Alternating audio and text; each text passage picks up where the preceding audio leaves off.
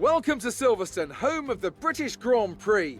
This iconic track held the very first World Championship Formula One race back in 1950, and it's a firm favourite amongst the fans and drivers alike.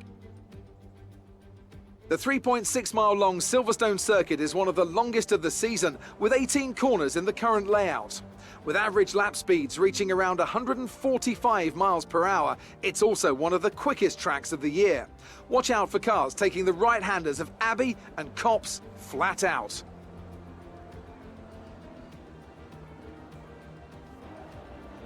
And I'm delighted, as always, to introduce Anthony Davidson, who'll be taking you through all the action alongside me today. Let's look at young Charles Leclerc in pole position. He's a rapidly maturing talent with good race pace, but he needs to be careful not to trip over anyone on the run down into turn one. One more thing to consider is the strategy element. How far can the drivers push these tyres, and who's going to blink first for fresh rubber? It'll be interesting to see if the leaders have to compromise their plan to cover off the cars behind them.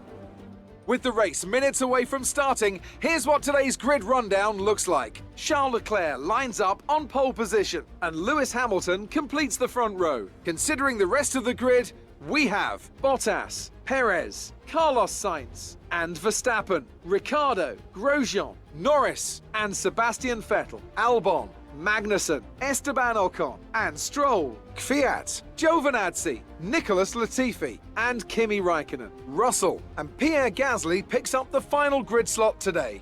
It's almost time for those 5 red lights to go out. Then let's see who can prevail today.